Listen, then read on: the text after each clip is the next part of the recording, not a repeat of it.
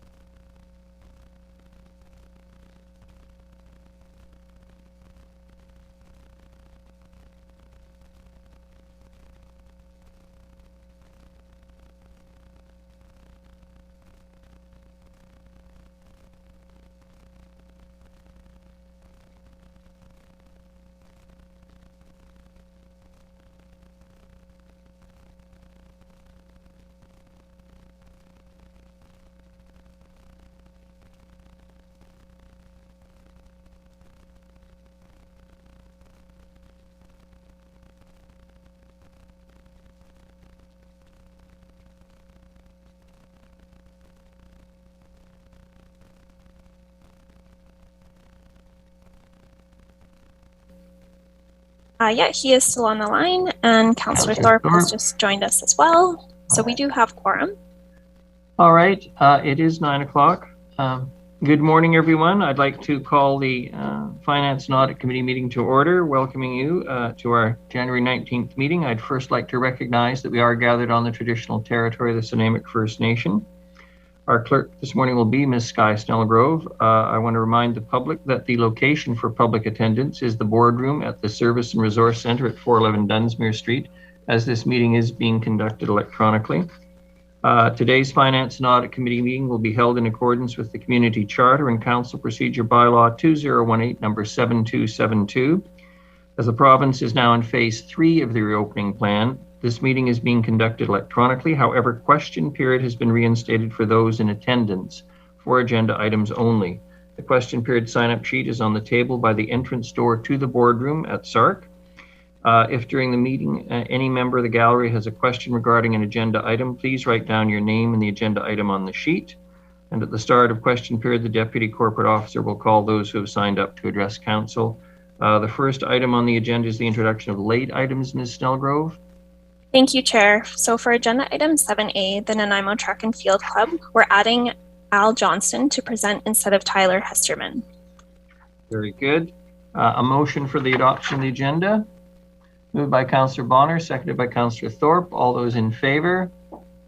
Any contrary? None. Motion carries. A motion for adoption of the minutes is circulated.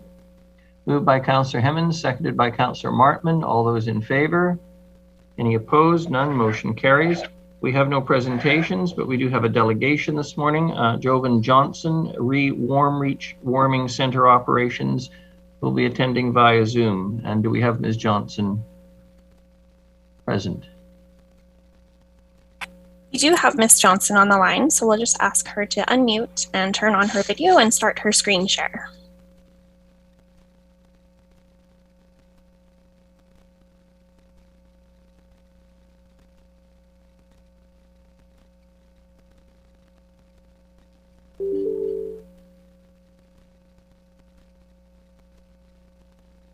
We just may need a minute to get that going. Ms. Snellgrove, I will do my best to keep track of time this morning, the 5 minutes for the delegation. That's correct. So Jovan, if you're on the line, if you're able to start your screen share now, we can go right into your presentation. Just 1 second. I think we're having technical difficulties here. Can you guys hear me? Yes, we can. Hear you. Oh, great. Okay. We are at the warming center right now, and I apologize. Of course, we aren't really set up with Wi-Fi down here, so we're trying to hotspot different phones to make different laptops work. So we just switched laptops again. There we go. Hi. There we are. We can see you and we can hear you. As a delegation, you will have 5 minutes to make your presentation. At the conclusion of 4 minutes, I will raise my hand and announce 1 minute for you if, to ensure you know what's happening. Okay. If you could introduce yourself and give us your address, please, and then proceed. Thank you. Hi, everyone. Thank you for having me this morning. I am Siobhan Johnson, Acting Director of Rise Bridge, and we are talking about the Warming Center today and the action that we've been doing in the last several weeks, as I'm sure most of you are aware, and I appreciate your ear this morning. I don't have an option now because we've just switched laptops to do the PowerPoint presentation. If it's available through the secretary here, or I'm also willing to just talk without the photos that were up to you, Sky. Through the chair, we can bring up the presentation. It'll just take me a moment to share my screen. Great, sure, no problem. Thank you, sorry about that. And I will also say that, as you guys know, we're very short-term focused and minded, and things change quite quickly in this line of work. Following the rules of this, we were asked to submit the presentation for 11 o'clock on Friday, and there's definitely been a lot of developments in the last few days, which we can hopefully have a chance to quickly discuss here as well. Okay, it's up on our screen. If you want to proceed, Ms. Snellgrove, are we good to go? Great. Yeah, so Warm Reach, the idea was that it was a low barrier support service that would answer the call of active action in community. Next slide, please. Of course, acknowledging that we are grateful to be guests on the unceded territory of Nanaimo. Sinawas is actually my own territory in which I work from right now, or not actually from right now. We're at the Warming Center. Next slide, please. So Rise Bridge, as I've introduced ourselves already through City a few times now on different topics, but we are a nonprofit society that was formed by action-oriented peers and professionals mandated to provide a safe and culturally anchored low barrier space to provide advance the mental health, resilience, well-being of our community while amplifying social justice movements and elevating harm reduction initiatives. We strive to minimize the gaps in our social service offerings, providing peer mentorship, supportive programming, system navigation, and culturally informed responsive services to uphold the right and dignity of all community members with an intersectional, decolonial, racial justice, and system equity lens. Next slide. So Warm Reach began on December 6th as an emergency response to the closing of SIA's Warming Center due to no immediate action plan from any other organization or city to support it. what that looked like was us leaving the 16 days of advocacy at VIU and deciding to bring our camping gear down and set up across from the vault, just to be able to at least provide communication with the individuals who would be accessing SIA while their doors were closed for those couple days. Next slide, please. Then the warming tent transferred into indoors. At the time, there was still no communication about the opening of SIA. And of course, we at that point had been outside under the tent for 9 days. There was a substantial amount of community support. We know there's a substantial amount of community need. And so we focused and adjusted our sites on moving into an indoor location. We were offered this space that we are currently existing from with the help of local business owners and the owner of the building at the time. And so within 6 hours, we were able to open what we ended up calling Warm Reach, which was a low barrier accessible structure and space. We had lots of help, including from policy makers in harm reduction to Stephanie McEwen that helped us do the policy and procedures plan and COVID orientation around this to be able to open our doors quite quickly. And we didn't invent this wheel, we just simply modeled it off of the centers that exist around the country already that have been quite successful. Next slide, please. So this was last Friday, after my last provincial conversation that we had. I was told that at the least we should be collecting some type of data, considering we're quite the hot spot right now. And so what we did at 5:30, I asked 20 different individuals if they would be willing to answer some questions for us. And this was the results that came up that those of us might find interesting, of course, as far as who's accessing harm reduction, who is coming from ministry care, who were under the ages of 19, who identified as female, who have been homeless for under a year, over 3 years, and who have identified as Indigenous. Next slide, please. So of course, this is a financial meeting and it is an ask, but what I need to also include is what our numbers that we currently have. So far we have seen over 300 individuals in the past 6 weeks through our doors. We average 94 individuals per day. We have had no incidences. We have had no RCMP reports or calls. We have had support from neighboring businesses. There's been no concerns internally with how we've been running the place, let's say. We've had lots of great support from different outreach teams and other organizations. And as I'm sure you guys have heard, an amazing amount of community support to be able to make this happen. The numbers that we have seen are astronomical, and the fact that we've been able to provide a low barrier space on a community collaborative platform, I think definitely needs to be recognized here. So of course, it all comes down to money, and I don't, none of us are pretending to be the experts at this, but we know what is needed at the basics to be able to keep this effort going. And so this was the first ask. This first ask would be to keep everything as status quo, which I don't think that we need to debate on whether it's needed or not. It's more of just where our values are going to sit with that. Next slide. You have a minute left.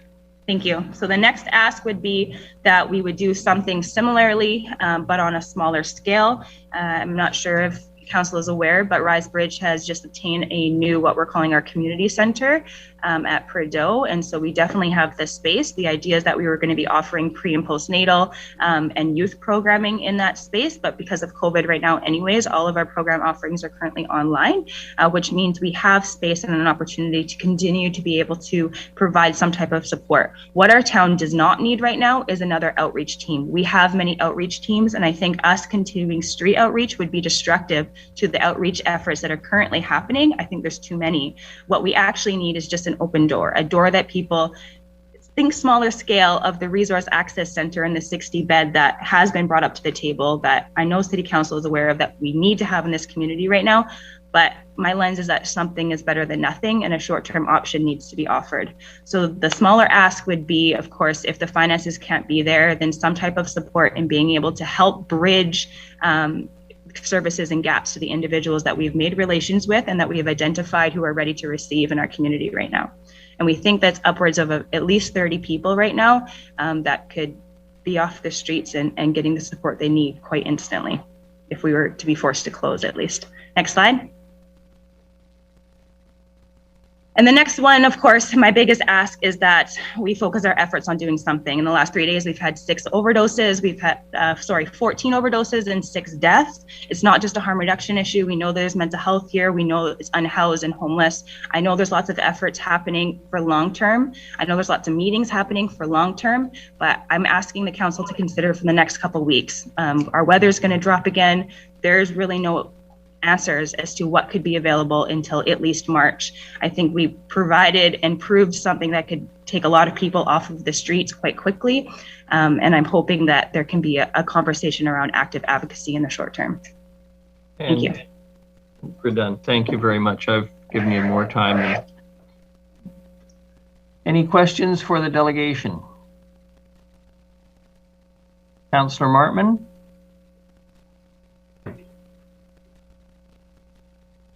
Thank you. Have you approached the provincial government and really whose jurisdiction this is in? Yes, we've approached provincial government 3 different times now. I've had a multitude of meetings.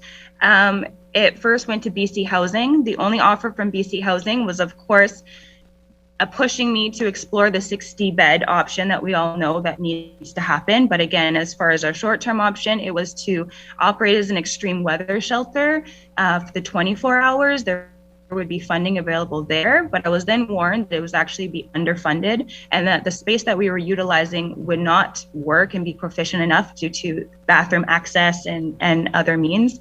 So it just wasn't an option on the table that we can explore, nor do I have the capacity to staff a 24-hour space. And nor is that really what's needed right now. What's needed is that we're offering something during those hours that are the gaps in the community right now. And that's exactly what we've presented. Okay, I'll let the others ask questions that might have something further. Thank you. Thank you. And in light of the way things pop up on the screen, if I've got you out of what you think is your order, forgive me, but I have Councillors Hemmons, Thorpe, Gesselbrock, and Turley. Councillor Hemmons. Thank you, Your Worship, and thank you to Javon for your presentation this morning. In terms of offering the services that are in counter to SIA's old or CMHA's new services, have you coordinated that with CMHA? Have you had those conversations, and can you tell us about that, please? Yeah, I think that you guys are all aware, and I've ensured to always attach most of your emails to my asks in coordinating with CMHA, SIA, and John Howard. It was definitely the hope in the very beginning, and I think that it's a bigger conversation to be had as to what happened with United Ways reaching homes funding and with CMHA kind of absorbing SIA off the hop. It is our intention to always collaborate with other organizations. Unfortunately, that didn't seem to be an option. And if we're speaking on what we're trying to do to kind of bounce around that, we're not open during the hours of SIA's warming center. SIA is only open between 10 and 2. We're open in the hours previous, so 5:30 in the morning to 8:30 in the morning, and then 3:30 in the afternoon until 9:30 at night. So the idea was that we were offering another open door when SIA or CMHA, if we're calling it, wasn't open, and around when our shelters aren't open as well. So, I mean, regardless of what the collaboration with the CMHA warming center could look like right now, again, it's only a space for 14 individuals. It's not as accessible. It's not really run peer, as low barrier as this has been. The numbers have looked very differently as far as the structure. And I don't think it's a either or conversation. I think both of us need to exist, definitely. Okay, thank you for that. And just one last piece, and then I'll let the others go on. But Javon, we've had the conversation about the city's focus being the systems planning organization and the difficulties the city faces in providing funding for operations for nonprofits like yourself. Yep. So where we're going, and I understand you're aware of these long-term pieces, but where we're really trying to go is to create and support the creation of that organization that oversees all of this. Because as you said, we maybe don't need another outreach team. We maybe don't need the things that we're advocating for or saying we need, but we need to come together and collectively identify our needs. And that, my hope is that systems planning organization will be up and running in the next year. I know that doesn't help you, but I just wanted to share that again, that's really where the city's focus is these days. And if I may respond back to that, I absolutely appreciate that. And again, the focus is on what are we going to do for the next 6 weeks with the crisis situation that we currently have at hand? What is available? When those weather drops again and our doors are forced to close, like, are we okay with that as a city? And I think that loudly the city has decided to support and say that they're not okay with that. And if, you know, it's going to continue for bylaw encampments to shut down tents and we are going to wait until next year or the year after, I don't think that's ethical. I don't think that's appropriate. I think that more can be done, at least in the short term. It's not an ask to support me or our nonprofit or our staff. It's an ask for city to do something. And if that something doesn't include us or RiseBridge, we're okay with that. We're just trying to offer a platform and show what could be done right now. Okay, thank you. Thank you. Councillor Thorpe.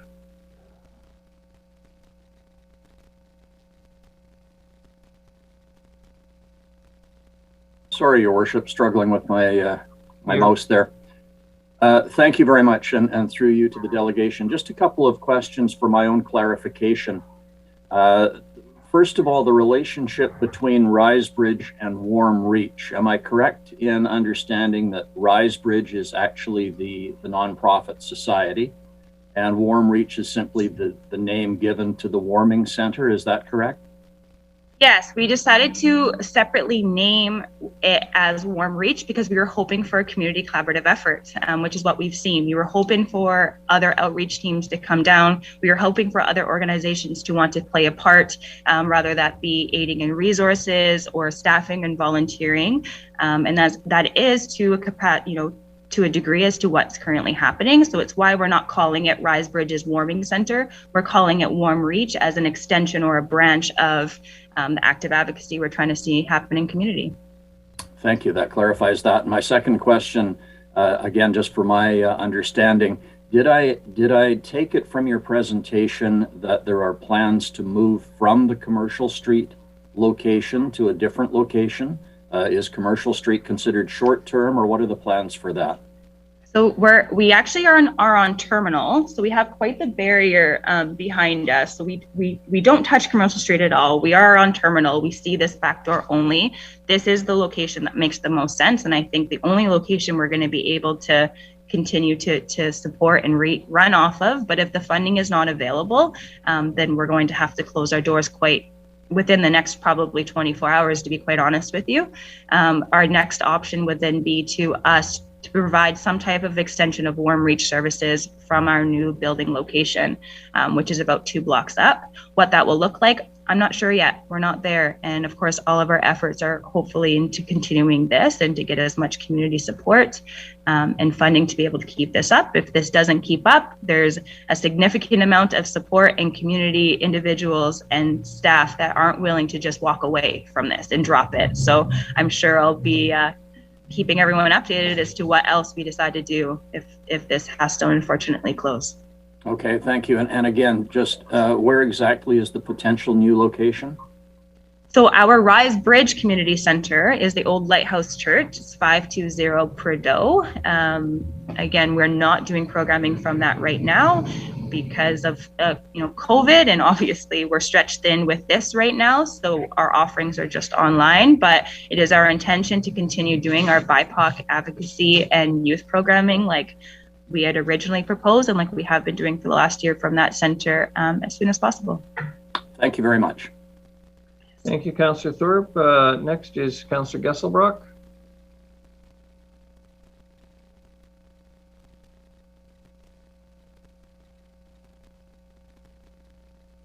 You're still muted. There you are. Thanks for the presentation. Just a couple questions.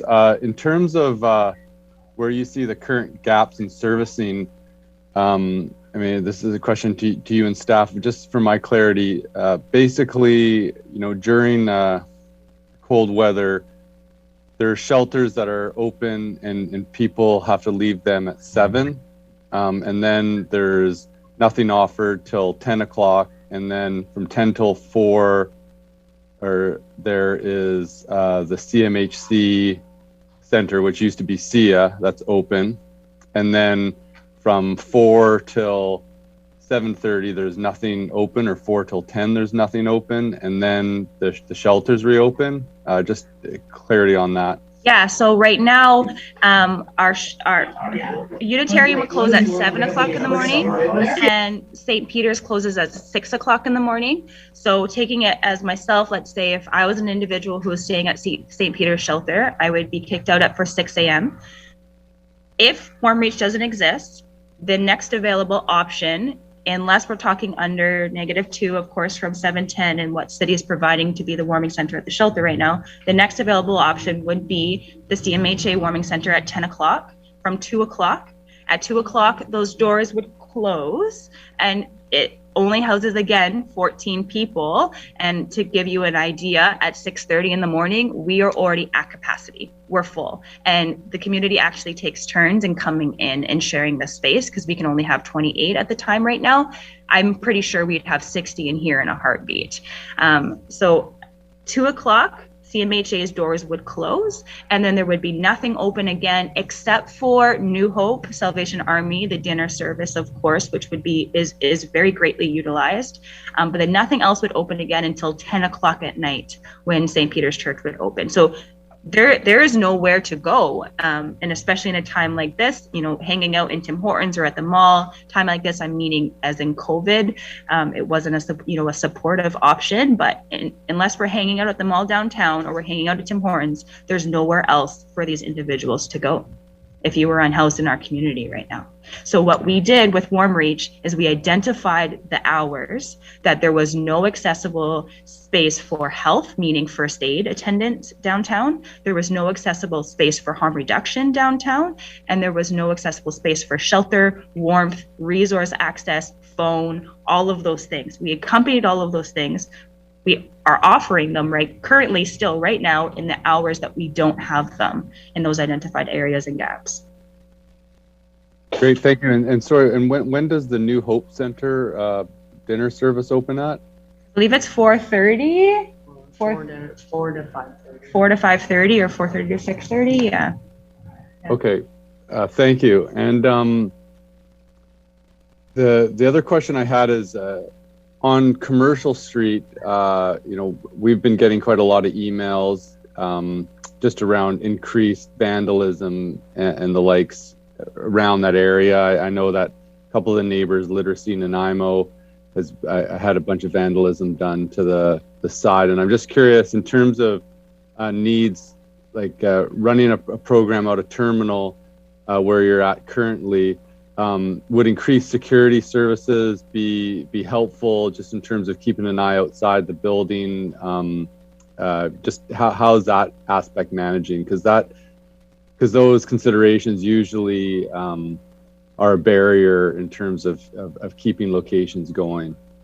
Yeah, we did hear of the vandalism at Literacy, and I'd like to bring up that there's been a concern on Commercial Street in front of the library around Port Theatre for a substantial amount of time within our community. It's nothing new because we exist, and quite frankly, I think our back area has been well maintained, cleaned, and security hasn't been an issue in the back of us. Again, we touch Terminal, we don't touch Commercial, which is why I said this in the beginning. I think it's now that we're just another, let's say, thing to blame as far as the entire social crisis that we are currently having within our community right now.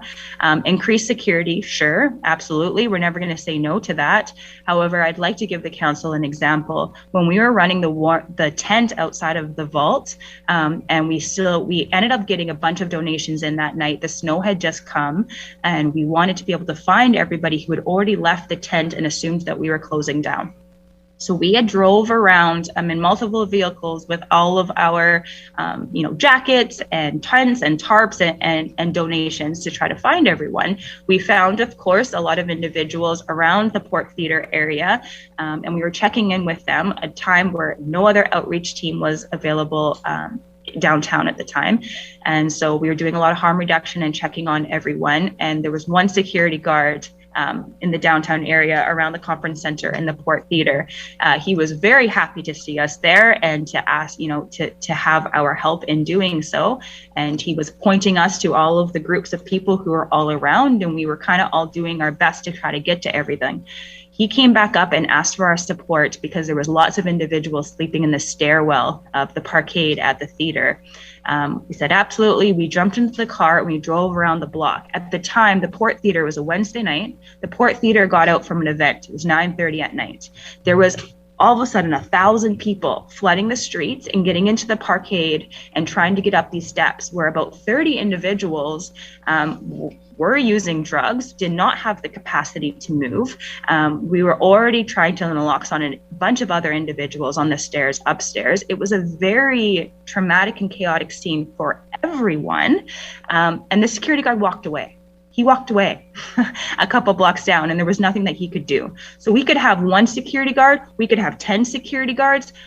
I think what needs to happen is more community collaboration. We need to be very smart right now about what times our outreach workers are downtown, about having an open door where these individuals can go. That same group of people haven't had to be accessing or sleeping on the stairs right now for shelter. They've been able to be inside here. And I think that that is a really great example to that answer. Thank you. Councillor Turley and then Councillor Martman again.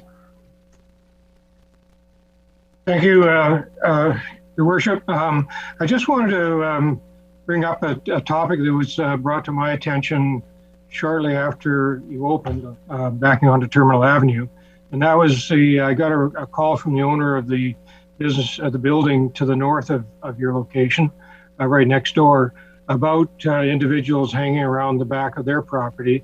And of course, the usual garbage and other stuff was starting to happen. So they asked what they could do because the RCMP wouldn't come and bylaws was not open at that time. So I passed it on to staff, and I'm hoping Mr. LaBerge, of course, sent some documentation for them to fill out so that it's authorized the police to enter their property and deal with the situation. I'm hoping that they probably contacted you and this issue has gone away. I haven't heard anything further, which usually indicates that the problem no longer exists. So I would just like to reiterate that not all business and property owners are, how can I put it, overly supportive.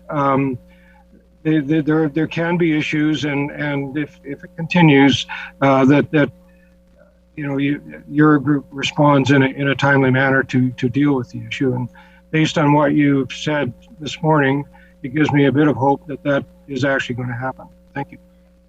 Thank you, Councillor Turley. We, again, have responded to all of these concerns quite quickly. There's been no garbage concerns in the back.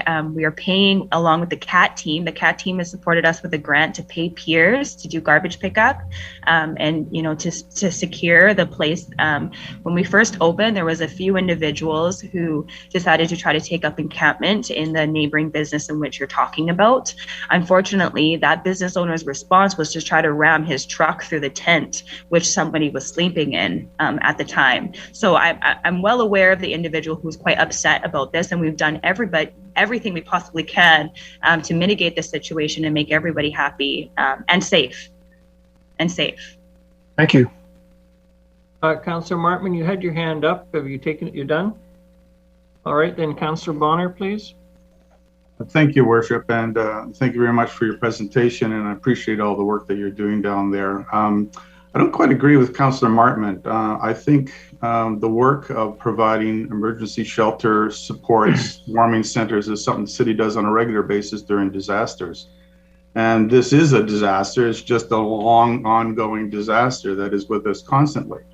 And I think that the fact that you are filling a need in an area during a time of day when those services aren't available, I think is something that this council should seriously take a look at to see if there's some way we can't support you in some way. Thank you.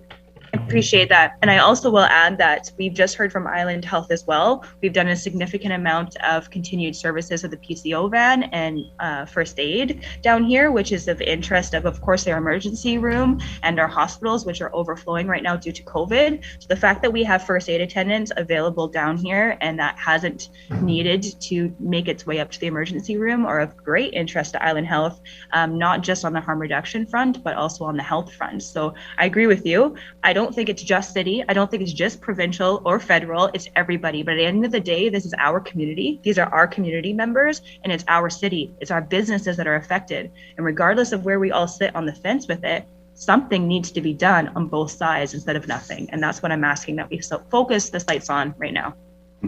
And very much agree with it and appreciate that.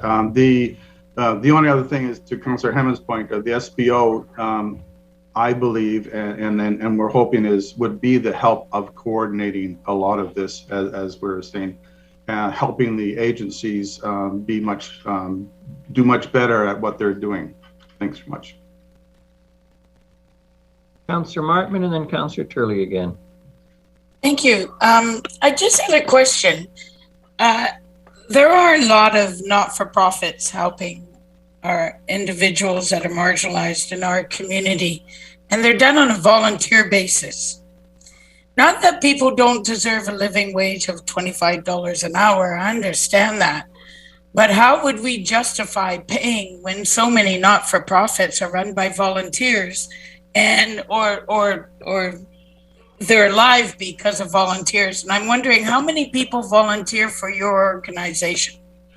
I appreciate you asking that. For clarity, we have 6 paid staff within our nonprofit, and most of us have master's degrees, or are nurses, are social workers, are educators, and have decided to not work for the systems that we feel aren't working right now. I'm a single mom of 3 kids. I definitely have to pay my rent. For another example, I was down here for 18 hours yesterday. All of us have been doing Warm Reach on volunteer. It has not been funded. The only people who have actually seen any money is the peers that the CAT team has provided support so that we can mitigate the security issues and the garbage issues on our streets right now. We are all volunteers that are doing this. It is all just community service support. And I appreciate the mention that there are a lot of nonprofits and this volunteer basis. What we're doing isn't, let's say, not to downplay what's happening right now, but we're not just offering coats. We're not just offering food. We are named ourselves Rise Bridge because we are trying to bridge gaps in the servicing, knowing that this was the direction that city was wanting to go, the direction that the province was wanting to go, but we would not be seeing the results of that probably years, let's be honest, and something needed to happen now. We named our nonprofit as a bridge of connecting of services, of resources, which has obviously proved its significance and need within community, and I hope respect for that as well. So, if I may, Your Honor, you're saying that you're looking for funding for the next 6 weeks only? What happens? I mean, you're concerned about some cold weather. I'm hoping we don't get it as extreme as we did in the past, but I see in about 2 weeks, it's down to about 0 degrees.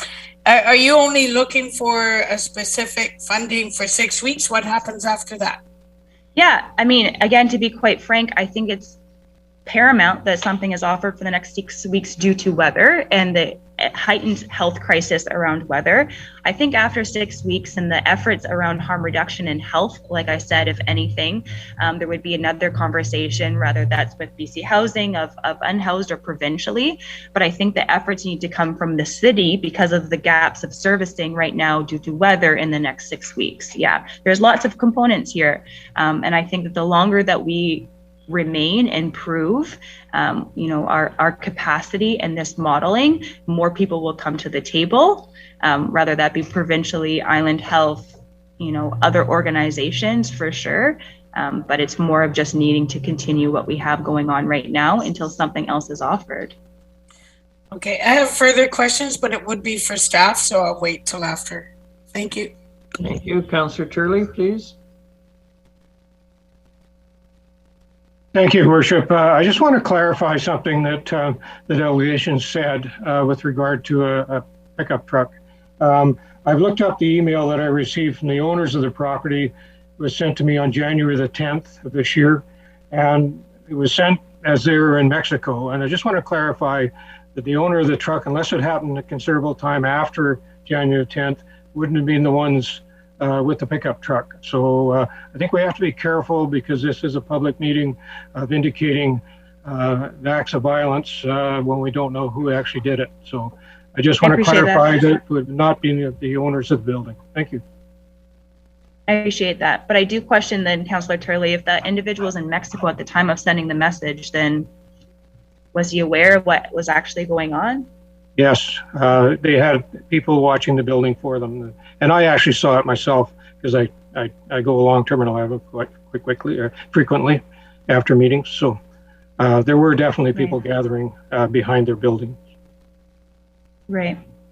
Thank you for clarifying that. And I do invite anybody down here. We'll be down here every day and all day today. And if anybody is curious to see even the insides of this or the functions, we don't open till 3:30 again. It will just be us here madly writing for more grants and funding and support. And again, I welcome anybody in City Council or in community in general to come down and have open discussions for sure. Thank you. Are there any further questions for the delegation? I'm not seeing any, so thank you for your presentation this morning. Great. Thanks, everyone. Councillor Martman, you indicated you had some questions for staff. Yes. Yes, I was just curious through staff.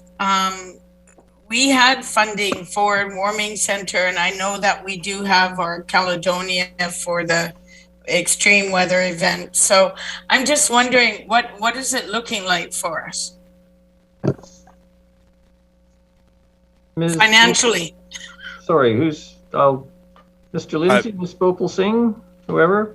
Sorry, Worship, maybe I'll start and Ms. Bopal Singh can jump in. Maybe I can ask Councillor Martin just to clarify the question in terms of what it's looking like in terms of usage or response at that site. I know over the last couple of years, we never actually did open a warming center the way that we had originally, I think, intended to a couple of years ago. And we had set aside funding for it. Now, I know some of this funding has been used up in other programs or to do with helping the most marginalized, but I'm not sure if there's actually any funds in the reserve or put aside. Thank you. Thank you. And thank you for the clarification. So through your worship. So I think first what I would say is just reconfirm what Councillor Martin was saying. You had in the budget for a number of years $100,000 set aside to open a service and resource center, which was intended to be one-stop shop for, in addition to a warming location, but where people could access services and information and connect with their needs. When we put that money in the budget, and council is well aware, the $100,000 wasn't going to be sufficient to fully operate a facility like that, and it would require partnerships from other levels of government, other agencies. And the estimate, even though this is probably going back 6 or 7 years, the estimate at that time was probably $500,000 or more to properly establish, construct, with internal renovations and staff a facility to provide the appropriate level of service. So the $100,000 was there, but it was never actually used because we never got to the point of having those partnerships. What I would say is that I believe that was in the budget up until 2020. There was a discussion through the Health and Housing Task Force to go out to an RFP with that money to see what kind of response there would be. And ultimately the decision was made that money should be held and continued and be moved over to be part of the monies that have been set aside for the SPO. So that money is in the budget to set up to assist with the SPO. Right now, there's no longer specific money in your budget for a resource center. Council did in late last year allocate monies for an emergency warming shelter. And in fact, there had been emergency warming shelters operating the last 2 years out of our building, the community services building on Purdue.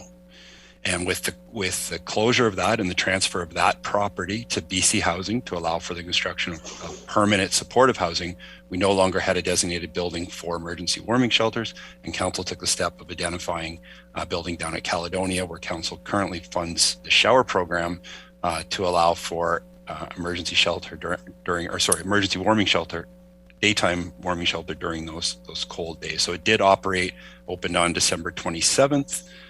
There's a small amount of money that was set aside to fund those on days when it's required. And I don't have the numbers in front of me, but it operated approximately for 5 or 6 days, I believe, after Christmas during that cold spell. And if I recall, there was about 18 visits per day at that of individual visits at that warming space. So, sorry, that was a long-winded answer, but hopefully I answered your question. Oh, thank you. And I'll let others probably have some questions. Thank you. Any other questions from council? I'm not seeing any. Councillor Gesselbrock?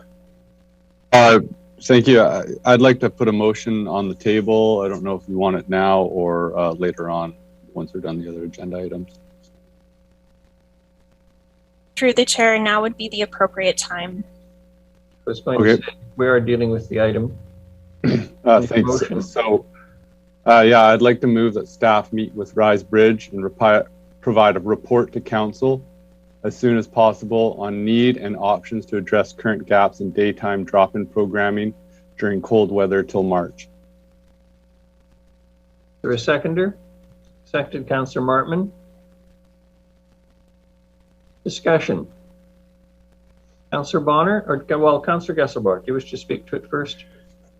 Thanks, Your Worship. Yeah, these are always tricky questions. There's no doubt in my mind that there's a need, and there are gaps in current servicing, which I think do exacerbate the problems that we are facing in terms of servicing and keeping individuals healthy through these difficult times. And I think that we just need to look at options and ways to mitigate other problems. And so I think a discussion is worthwhile. There's a group of people that are working hard and motivated and able to provide some servicing. And I'd just like to explore that option and have staff make a connection and provide a report on what they think back to the council. Thanks. Thank you. I think in fairness, Councillor Bonner, you were jumping in first, but didn't get your yellow hand up, but I'll go to you first. And then I believe it's Councillor Thorpe and Councillor Hemmons. Thank you very much, Your Honor. You're on a smart ass.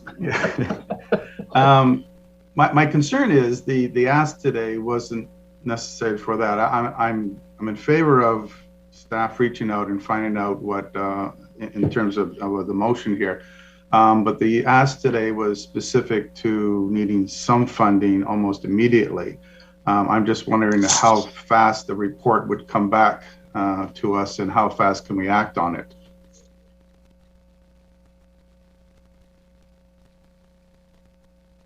Mr. Lindsay? Yeah, through Your Worship, I would say in terms of your agenda, I'm looking at the next Finance and Audit meeting is February 16th. Your Worship, if I may intervene, the next scheduled council meeting is February 7th. So that would be the next decision, unless there's a special meeting set up.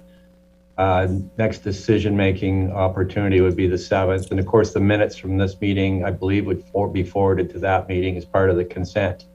So you do have an opportunity at that time. So there's the gap between now and then to deal with. So procedurally, I would suggest the next opportunity for council to visit any motion like that would be, unless there's a special meeting set up, is the 7th of February.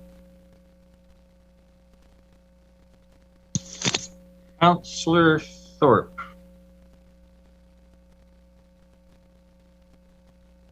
Thank you, Your Worship. Through you, yeah, I think Councillor Gesselbrock's motion is a reasonable one, and I'm prepared to support it. I would not support a knee-jerk reaction of throwing money in any direction without having some background staff information provided first.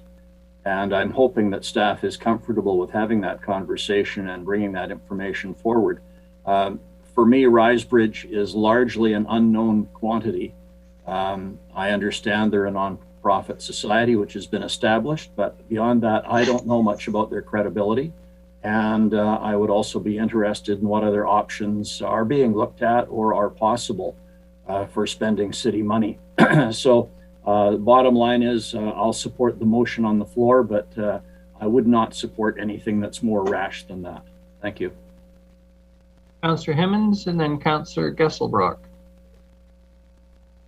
Thanks, Your Worship. Yeah, I think I'm probably a reluctant support on this. I'm not a fan of the extended timeline, as Councillor Bonner pointed out, and I hope Councillor Gazabok might entertain a friendly amendment there. But I have some concerns, and I just want to air them. And one of those concerns is that RiseBridge is obviously doing very good and very necessary work in our community.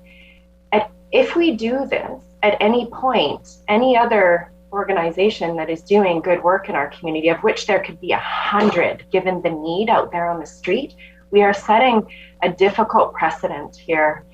So the reason I'm in support of the motion is because I don't mind staff gathering more information, but I do want to register some nerves here about the precedent we're setting and the environment we're setting it. Thank you. Thank you, Councillor Gesselbrock. Thanks. Yeah, I mean, I'd written as soon as possible into the motion just to allow enough time for staff to meet and be able to report back. I think that there is a certain degree of urgency. I mean, even February 7th, that is in 2 weeks, doesn't, you know, that's a big chunk of time. So I'm not sure exactly, you know, I don't think we can do anything better than that. But I would support an amendment, you know, that would say, you know, to report back at the February 7th council meeting, unless there's other options and folks want to entertain a special meeting on this, which I don't believe would occur, but I'm open to hear from council members first, just what they believe could be some alternative options in terms of speeding up the process or a different report back other than the earliest at February 7th. Thank you, Councillor Bonner, and then Councillor Brown. And Councillor Hemmons, if you could take your hand down, or I'm going to assume you want to ask again. Sorry. Thank you, Your Worship. Councillor Hemmons raises a good point, and you know, we've been playing whack-a-mole here, and it shows I think a lack of something on our side, that we don't have the ability to fund things as they become apparently in an emergency situation. And it's not like we didn't know these things were going to happen. We've known that events like this are going to happen for a long time. And I just hope that the SPO would be that bridge, would have the funding available to it to make these decisions on a quick basis. And that's basically it's just that we do have funding in the event of a disaster, and we do have funding in the event that someone loses their house to a fire, right? And so we have the abilities to do that. We just need to make sure that we have the ability to meet the needs of our entire population when they most need it. So thanks very much. Councillor Brown. Thanks, Your Worship. And I'm in a very public environment, so if there's background noise, I apologize, but I wanted to attend and do my best to be here. I have and my comment's not so much towards the request from what I understand it from coming in late in the conversation. It's more of a process related question. And even if we are to pass this motion here today, it wouldn't be a motion of council until the 7th. So I'm just curious, how could it, I think Councillor Hammond's comments around precedent are important, but I'm also wondering around precedent process here. If we act on a committee motion, it is the finance and audit, I get it, it's all members of council, but where do we start to draw the line on that in the future, where we act on committee rather than council motions? Thank you, Councillor Brown. Timely points. Thank you for muting. If I can weigh in a couple of things. Obviously, we know there's a crisis in our streets, and unfortunately, as Councillor Bonner points out, it's been a crisis in our streets for years. And the cold weather has drawn, if you will, to use the modern cliche, a laser focus of the community on the suffering that many individuals endure. At the same time, I would remind everyone that there are quote unquote victims of those who suffer from severe issues in our streets. I mean, the stories of vandalism and theft and all of those things that we hear cannot be ignored.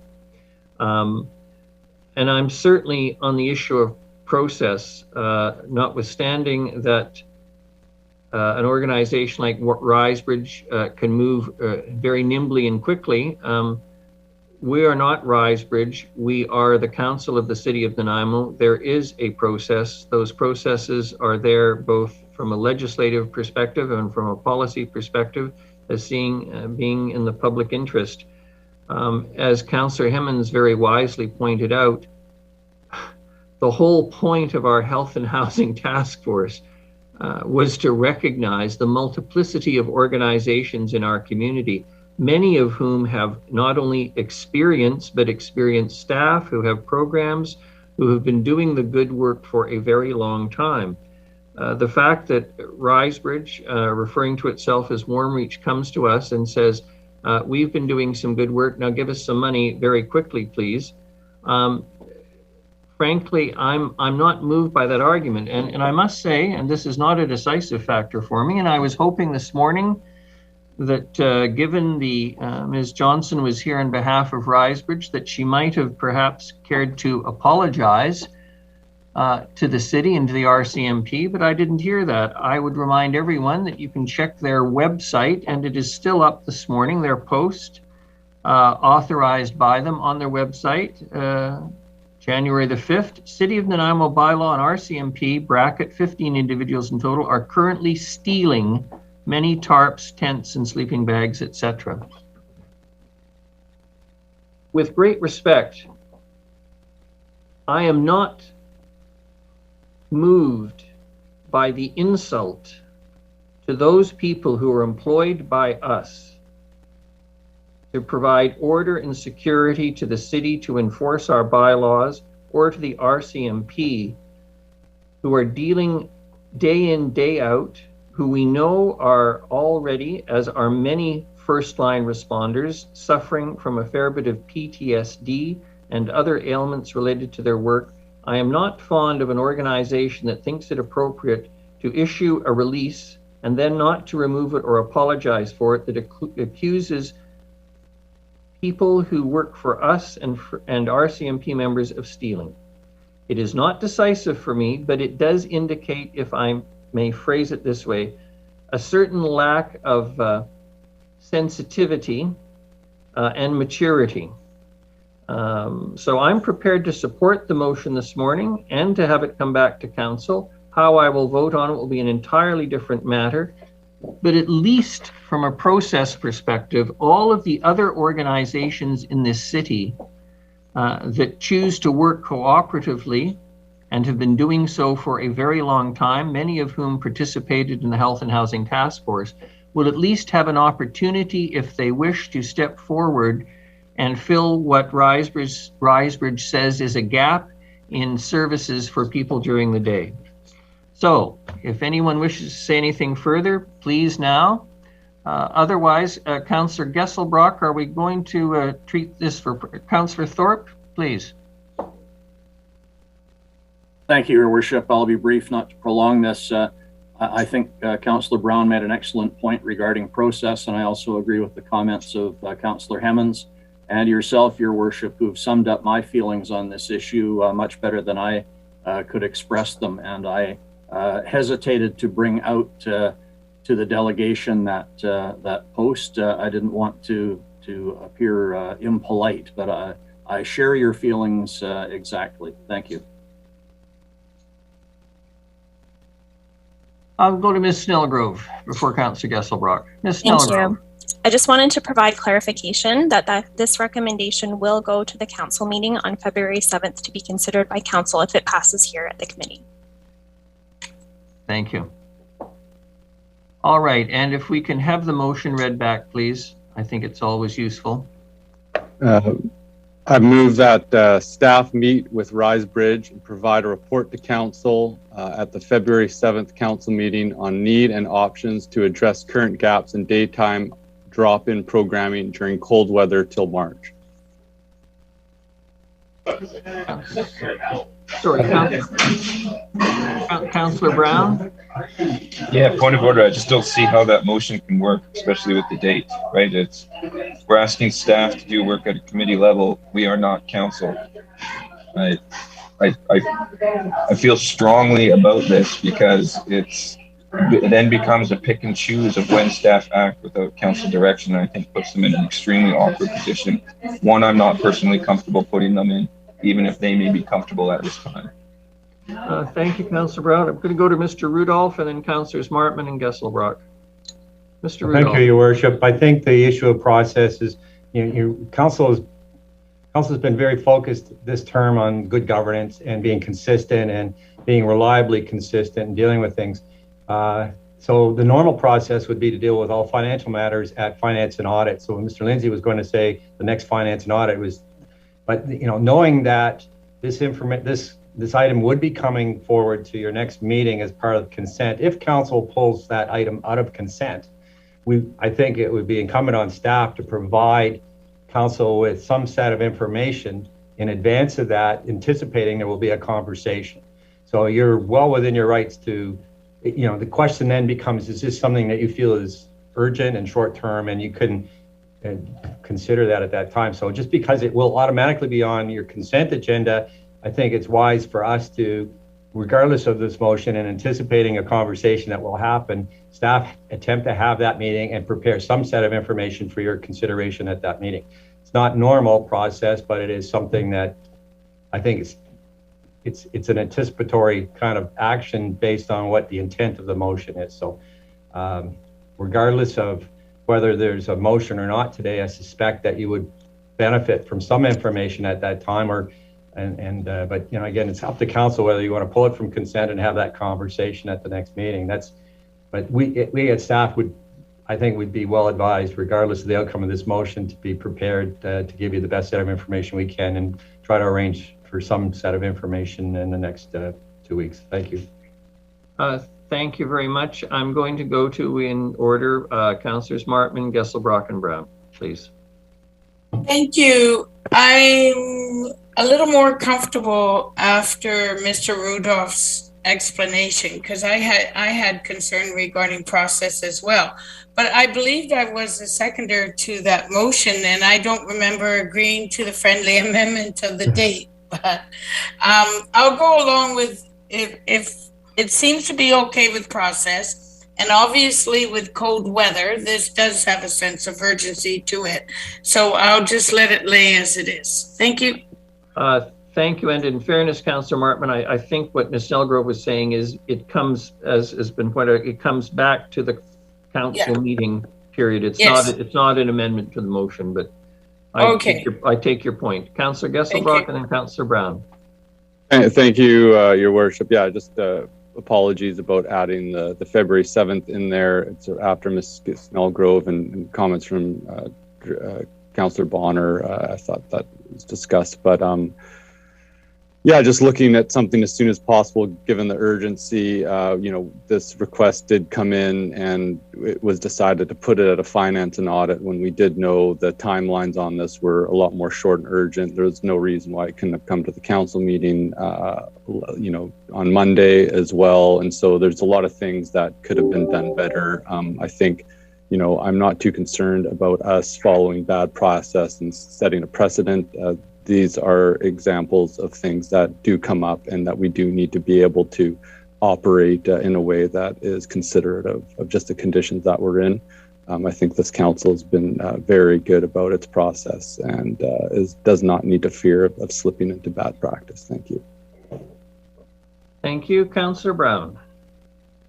Thanks, Your Worship. I just want to thank Mr. Rudolph. I think that he highlighted a good process there that will just allow us to actually have the conversation of whether it funds it or not gets funded. I think these extra steps are just trying to avoid the inevitable decision that is, do you fund this or do you not? So if that happens at the next meeting and staff have the appropriate context, much appreciated, and thank you in advance for that information.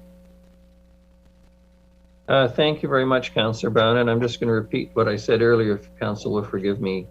I think it's very important that when an agency comes to us for a funding request specifically that is not an existing program, if you will, that isn't in response to a request for proposals or things of that nature, it is really incumbent upon us in terms of process and fairness to the community and in fairness to those organizations, as I say, who've been delivering various services, that they then by virtue of the publication, if you will, of this meeting and what's happening, that they would have an opportunity to, in fact, step forward themselves and perhaps provide, if it's council's wish, better, more potentially successful alternative service than has been proposed by Risebridge.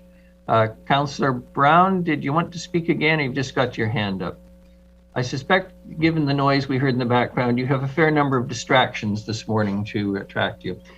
All right. I think we all understand the motion. All those in favor? And any contrary? Councillor Turley, thank you very much. Motion carries. Thank you, everyone, for the discussion. And my apologies to Mr. Harding and the presentation from the Nanaimo Track and Field Club. You've been waiting quite patiently. So the next item is the Nanaimo Track and Field Club bid to host the Olympic trials. Mr. Harding, you're going to introduce it, and that's a lovely picture in the background this morning. Perfectly appropriate. Thank you. Thank you, Worship. Yes, very topical. And I will quickly just introduce and then turn it over to Mr. Johnson and Ms. Urbanowicz from the Track and Field Club, who have a presentation for council. But I just want to quickly say this, as council sees in the report, this is a chance to bid for the national 2024 Track and Field Championships. And I just want to mention that without the work that council approved last year for the Track and Field Club, and then substantial funds this year for the overall stadium district, we wouldn't be able to do this. This is an example now that groups and organizations like the Field Club, Track and Field Club, are seeing that now we have the venues to actually bid for this. So just mentioning this is there's connections to all this of what council did last year and what they're providing for this year. With that, Your Worship, I turn over to the Track and Field Club that has a short presentation for you. Thank you very much, Mr. Harding, and I want to welcome Mr. Johnson and Ms. Urbanowicz. Appreciate your patience this morning. And I'll leave it to the technical people to get everyone up on screen appropriately. Or they'd be waiting in the ether forever if I was running the show. Thank you, Chair. So Al and Wanda, you're welcome to turn on your camera and unmute yourself and share your presentation. I'm unable to start the video, Sky. Sorry? I'm unable to start the video for some reason. Oh, okay, I can share my screen. Just a moment. Well, I can,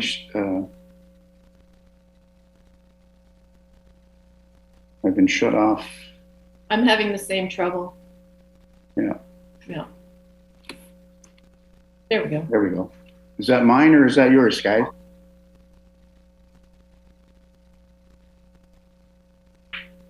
That's mine. So if you're able to say next slide, I can advance your presentation. Okay. Okay. First off, I'd like to thank you for having us for this presentation on Nanaimo's traditional lands. And this presentation deals with the bid for the 2024 Canadian Track and Field Championships. Now, this is unique in the sense that it is not just our national championships, it is the Olympic and Paralympic trials. So anyone who wishes to compete and to be on our Olympic team is chosen during this particular event. Presently, the event is scheduled for June the 25th to the 30th. So it is a 5-day event. The first few days are used to set up the site. And then from there, we look at competitions and with the final presentations and picking of the Olympic team shortly after the event is completed. Next slide.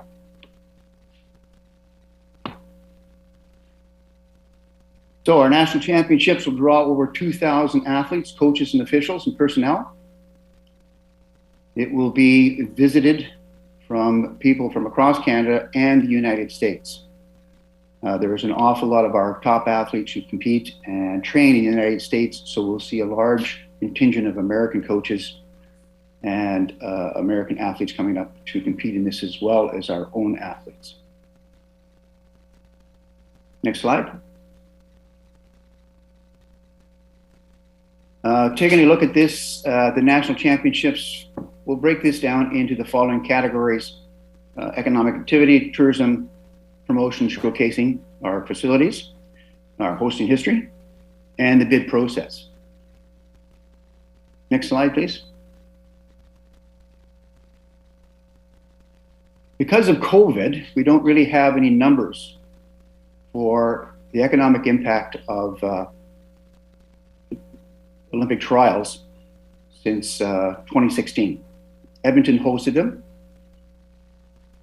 There was $21 million to Alberta, and the city of Edmonton was able to estimate $15 million to the city. Now, I have passed off some additional information on the Langley bid for 2019 and 2020, but since both of those were canceled, it'll be 2022-23, but I believe the numbers will be a little bit higher. Next slide, please. Tourism Nanaimo, what's it going to do? Well, if we host this, you can be assured that the hotels and resorts, any vacation rentals, restaurants, and pubs are going to be full. The downtown area will be bustling because we'll have the Coast Bastion and the other hotels downtown as our meet hotels. This will be beneficial to locals, for the sightseeing industry, and the cultural aspects within our city. And as a national championship, it will be bilingual. So we can tap into our French community for providing some of the support that we'll need for volunteers and the running of the actual meet. Nanaimo won't be the only one benefiting from this. You can be sure that Ladysmith, Parkville, Nanoose will also benefit. We may even see people living or actually accessing accommodations as far south as Duncan's. This is where their economic activity will come in. Next slide, please. Now, tourism. Vancouver Island is a premier tourist destination, and it has very easy access to Vancouver, Whistler, Seattle. We have a host of transportation methods to get here. We have, of course, the road, ferries, air, helicopters, seaplanes. And interestingly enough, we can fly directly into Nanaimo from anywhere in Canada and or the United States via Vancouver. So Nanaimo then becomes that gateway to this world-class destinations of Vancouver Island. There's Tofino, Victoria, Strathcona Park, the Gulf Islands. Next slide, please.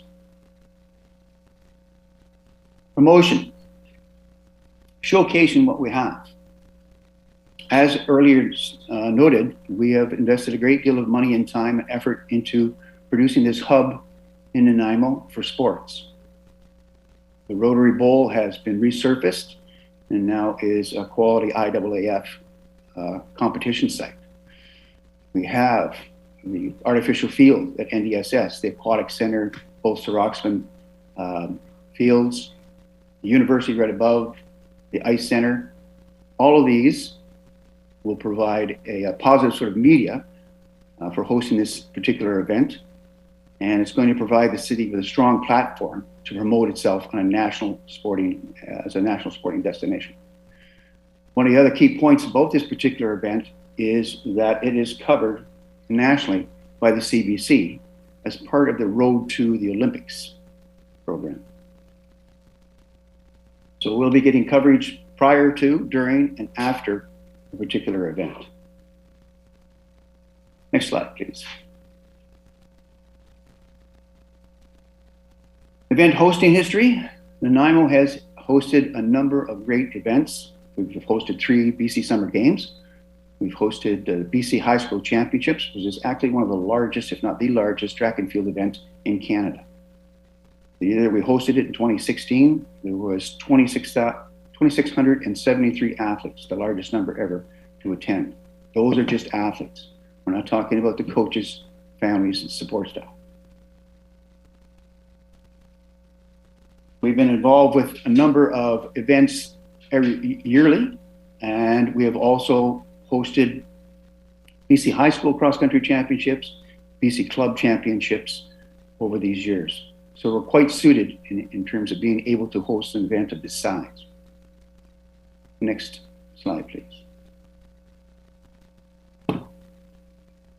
This event would be hosted by Nanaimo Track and Field, BC Athletics, or part of that event, the BC High School Championships was hosted by Nanaimo Track and Field, BC Athletics, and BC School Sports. And over the 4 days that it happened, I think we had, from my perspective and from those that were involved in it from various schools around the province, this was a highly successful event, and everyone enjoyed the facility and what was provided. Next slide, please. That was a 4-day event, and as such, so was the BC Summer Games back in 2014. And I believe the very first BC Summer Games that was hosted by Nanaimo was way back in 1985, when the track was first sort of set up, or the new surface was put on. The BC Summer Games brings in a number of athletes and a huge volunteer group. And if I could have the next slide, we can look at the numbers there. You had 3,000 athletes. It's a multi-event, or pardon me, a multi-sport event. So it's not only track and field, but it was soccer and a host of other events. But we had to draw on 3,200 volunteers throughout the city to provide the support for this particular one. But I don't think it's ever been a situation where we haven't been able to host a successful event. And the fact that track and field is the premier event of this event, it helps to have a facility that is unlike any other in Canada. Next slide, please. Key dates. The circulation of the bid opportunities began on September the 2nd. A letter of intent due to Athletics Canada was sent out on September the 30th, and the circulation of bid documents, which the city has, was provided on October the 8th. Now, the proposal to host due to Athletics Canada is March the 31st, 2021. Athletics Canada will review this in April.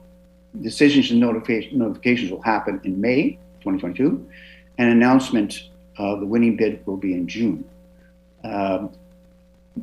June is also the same time of the National Championships 2022 in Langley, and it's also the AGM for the Athletics Canada, where they make these final decisions. Next slide, please. Now, the hosting organization committee is the City of Nanaimo, BC Athletics, Nanaimo Track and Field, and Athletics Canada. Next slide. A hosting grant. Athletics Canada is going to provide a hosting grant of $25,000 to the host organization. Revenues generation and community funding. The host organization will retain 50% of the profit from this event, in addition to a $25,000 hosting grant. The hosting organization, again, must secure, however, a minimum of $100,000 to be used for the hosting as part of the application process. So what we're looking at here is the $100,000 to host this to host this particular event as part of our bid.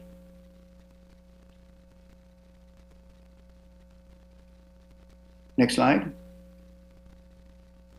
Now, event promotions and planning. We have maximizing the ticket sales. There'll be advertising in media outlets, social media, community event presentations. Local sponsorship will be one of the areas to develop strategies for. And working within the Athletics Canada guidelines, we will seek out other sponsors and in-kind sponsorships. City support, the City of Nanaimo, local and regional tourism, school division, and the Vancouver Island University, First Nations, and the provincial government will all be part of the bid process in terms of promotion and local sponsorship. Next Slide, please. Now, the last thing to take a look at would be the general outline and the bid itself. And I've already passed on to people in the city the bid that was proposed and sent in by Langley for the 2019-2020 events, which were unfortunately canceled, but are now happening in 22-23. So we will not have to reinvent the wheel in order to look at the budget and the processes involved in putting together a bid, which would be due in March. Thank you. I think that should cover most things. Thank you very much, Mr. Johnson. Mr. Banowich, did you want to add something to the presentation? Good morning. You'll have to unmute though. You're unmuted, I think. Okay, I've just lost myself. There I am. No, I think Ala's done a great job of presenting our what we're offering to the city, this great opportunity. I think I'd like to hear what council thinks. Thank you very much. Councillors Thorpe and Turley, two jocks on council. Well, that might be stretching things a little bit, Your Worship. Well, nearby anyway. Thank you very much, and through you to the delegation, thank you for the presentation, and also thank you for your actually many years of service with the Nanaimo Track and Field Club, one of, I would argue, our city's most successful sports organizations, and with a proven history of being able to host very successful events. To me, this is a very exciting opportunity. I do have a question, though, that I need to ask. I just want to be sure that I read the report correctly, and that is regarding the $100,000 commitment, which, if I understand, you require to be part of the bid, but subsequent to that, there will be host organizing committee fundraising efforts, and that money raised would then offset the $100,000. So the city's commitment might in fact end up being less than 100,000. Is that correct? I think that is correct. I'm not totally up on the bid processing, but I would probably say that that's correct. Your Worship, if I could help with that one. Yeah, sure. Mr. Harding. Yeah, so we added into similar to other bids that we've done, we do up to 100,000. What's on this one right now, again, is the timeliness that we need to get this bid out. But given the nature and the size of this event, we believe there'll be other funds that'll help offset the $100,000 before the 2024 is needed. But what the bid package needs is a strong commitment from the city that we will provide those funds, similar to what we've done for BC Summer Games and some other larger events in the past. But this shows that the city's committed, but we'll definitely be looking for other funding. It could be from Tourism Nanaimo, could be from other organizations that benefit from events like this. Thank you very much. I just wanted to clarify that. Mr. Harding, you'd put your hand up earlier. Was that with respect to the point you've just made, or was there something else you wanted to say before I go to the other councillors? That was it, Your Worship. Thank you. Okay, thank you very much. In order, Councillors Turley, Bonner, and Brown, please. Thank you, Your Worship. Two things. Number one, I just want to clarify on the PowerPoint with regard to the dates and the timing of different things that must be done. And you indicated it was March 31st of 2021 for the application to go in. And I'm assuming that was a typo. It would be a typo. Thank you. That's what it is, yeah. You might want to correct that. The other thing is, first of all, I'm quite excited about the potential opportunities at this event. And sorry, I got to turn my damn phone off. Okay. The other thing is, having been involved in other sporting events in the past, there seems to be at times issues regarding the need for new infrastructure over and above what is currently present during the bidding process. Is that likely to happen, or has that happened in the past? I'm thinking back to my involvement in the Commonwealth Games in Victoria, where a lot of new infrastructure had to be put in place prior to the games taking place. And I would hope the answer would be no, but it's something we should be aware of. Thank you. I think if you look at what has happened over the past year with the city supporting the upgrading of the track and field facility, this one right now is ready to host any international competition, as is. Thank you. I have no problem with that whatsoever. Perfect. Thank you. Councillor Bonner. Thank you, Worship, and I would look forward to seeing this event if we're able to pull it off through the bid process. I sort of had a similar question. Would all the events be held at the existing track and field? I just did a quick survey of track and field events, and they all seem to be that they'd be held at the Oval. Is that correct? That is correct. And we are the only oval in Canada that would actually have the track events and the field events within Rotary Bowl. We're the only designated track and field facility in Canada. So unlike other places, if you go to a track and field meet, you'll have your track events, but any of the field events where you're throwing hammer and javelin, you'll have to probably go to another field in order to see that event take place. Everything will be right in front of the stands. That's excellent. That's probably we're a shoe-in, I guess, in essence there. Having worked with the BC Summer Games before, I know that the economic benefits to the city on such an event would be great. So I'd be very much in support of this. I'd move the recommendation if that's okay, Your Honor, Your Worship.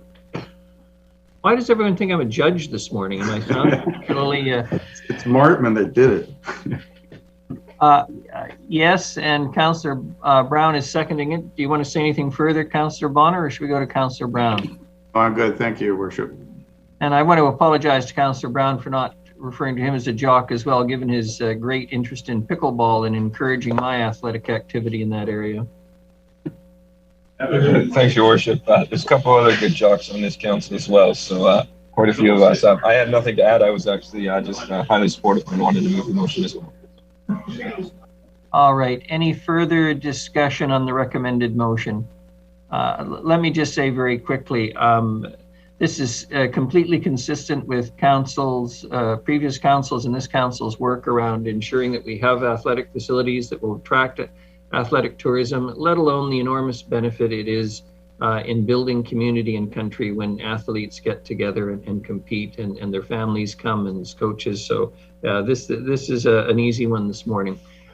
All those in favor? And any contrary? Seeing none, thank you very much, Mr. Johnson, Mr. Banovich, Mr. Harding this morning for the presentation, and let's keep our fingers crossed and get on with it. Thank you very much. Thank you. Ms. Snellgrove, I note it's 2:25. We have a scheduled recess at 10:30. Do folks wish to take the recess? All right. I always defer to seniority, Councillor Gesselbrock. Councillor Martman's got a couple of years on you, so we will take a 10-minute break. We will reconvene at 10:35 sharply, please. Thank you. Thank you.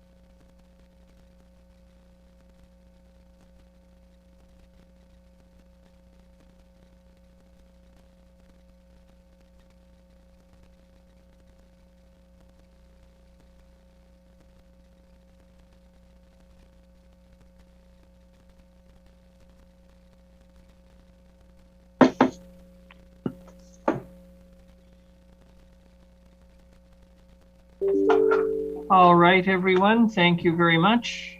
We're back.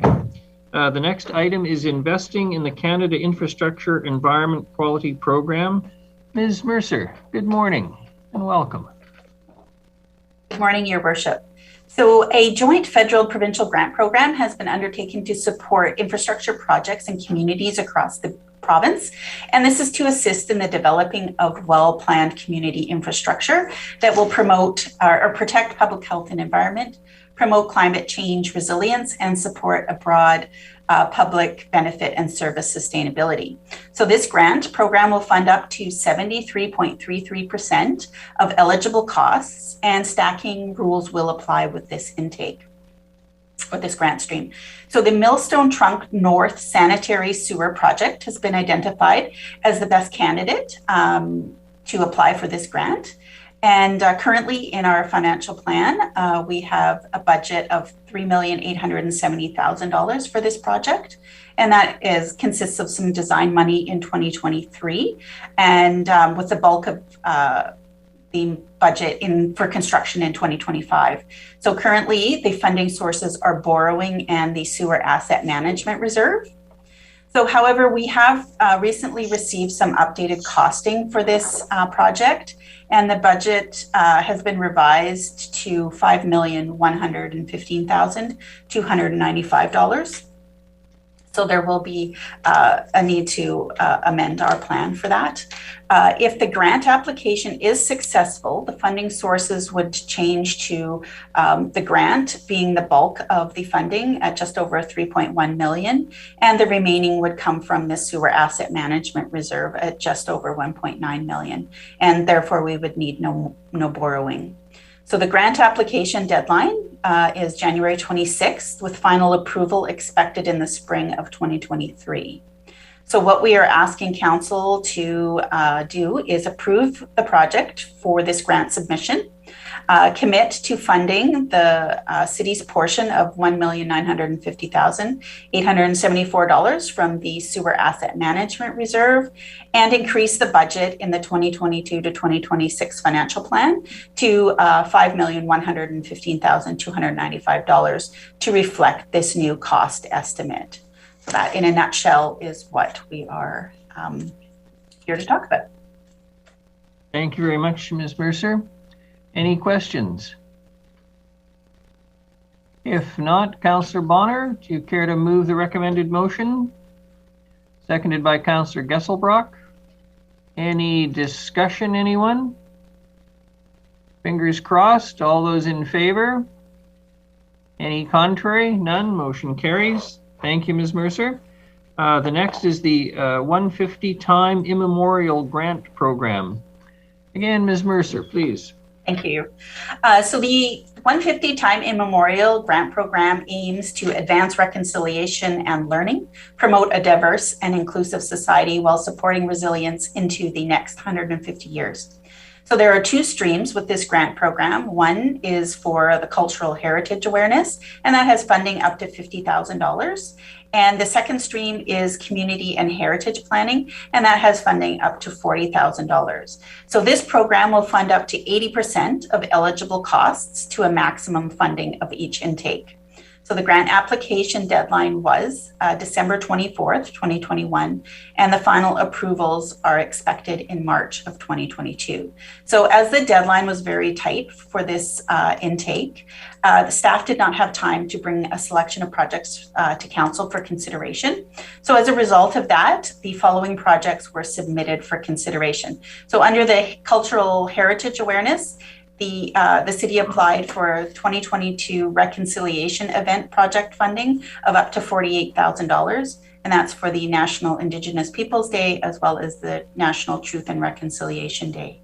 And under the community and heritage planning, the archaeological overview assessment completion project for up to funding of $30,000 was applied for. And this was to complete a citywide archaeological overview assessment drafted in consultation with the Sinixt First Nations. And that was for council's information. Thank you very much. Much appreciated. Any questions for Ms. Mercer? Councillor Bonner. Thank you, Worship. I'm looking at the 2022 Reconciliation Events Project.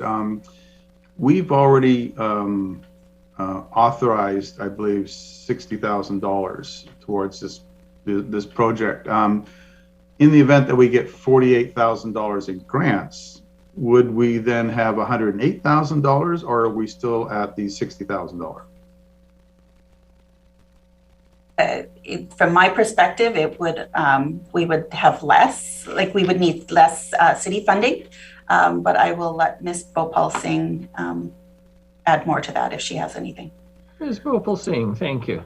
Please.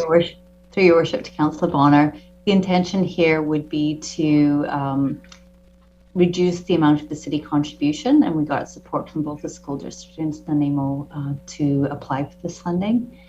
So that would be the intention, is that the budgets that are drafted, and our hope too is that while council did approve the 60,000, that was a higher limit and that we could achieve quite a lot with the partnerships and the contributions in kind for both those days. So very much the intent is for this funding to offset those costs. Thank you very much. If there's no further questions, Ms. Mercer or Ms. Bhopal Singh, appreciated. We will get to the next item, which is Estevan Road Utilities and Cycling Project. Mr. Sims, good morning. Good morning, Your Honorable Worship. I appreciate the opportunity to be in front of you this morning. Just briefly, the Estevan Road Utility Project consisted of storm and water replacement as part of our asset management program. And there's some additional work that I'll talk about in a sec, but the storm alignment had an extremely difficult situation, or difficult rock, very hard rock to break, and this was unexpected actually. All of the sort of pre-work that we had done in the area had no indication that rock would be there. So this made for quite slow going and sort of extended public disruption, as well as the additional costs. And so the $175,000 is solely due to that additional rock breaking that we had to do. It was funded from other savings in other projects in 2021, but this is just the magnitude of this is really why we're here, just to disclose this for council. And just to complete the project, we've got some surface works to do, and that is some dedicated bike lanes along both sides of Estevan, and some pedestrian improvements, some crossing, like raised crosswalks at Drake and in front of École Ocean, and a sidewalk in front of the school as well. So happy to take any questions, but again, this is really just your information. Thank you. Mr. Sims, if I may ask, rock as in a large rock or an underlay of rock that wasn't anticipated? It's solid Vancouver Island that we've discovered here. So it was a big, it was an extensive length of rock all along the alignment of the storm drain. So we're Fred Flintstone, Bedrock City kind of rock. Bedrock, exactly. Thank you. Thank you. Councillors Martman and then Bonner, please. Thank you. I just want to recognize, thank you very much for the report. And it's unfortunate we have these costs, but I love it when they come already funded. Thank you. Thank you, Councillor Martman. Councillor Bonner. Thank you, Worship. When I'm going through our 10-year plan and the budgets associated with it, and there are a number of contingency funds in that budget for, I'm guessing, cost overruns and that sort of thing. Is this money being taken out of those funds, or is, like as Mr. Sims mentioned, they're coming out of, you just had some extra money kicking around? Through your worship to Councillor Bonner, essentially there's the projects that we do, there's roughly 100 or so a year and several $1 million, and some of them come in well under budget. We see significant savings just due to the timing and just due to the condition of the bid at the moment. And that's where we've seen some of the savings, is some of those other projects. And of course, there's a few projects that come in over budget, higher than expected, but often we balance out to the good. In this case, we're still balanced out. We're still under our overall project budget, It's just that the magnitude of this is such that it's we're bringing it forward. Thank you. All right. No further questions for Mr. Sims. We have no other business, and I'm going to assume, Ms. Snellgrove, we didn't have a large audience at SARC with a bunch of questions for us. That's correct. There's no one in attendance in the boardroom to ask questions. Thank you very much. And who would care to move adjournment then? Moved Councillor Martman, seconded Councillor Brown. Thank you very much, everyone. All those in favor? Opposed? Motion carries. Very good. We'll see you soon, which appears to be the way we live our lives now. Thanks all.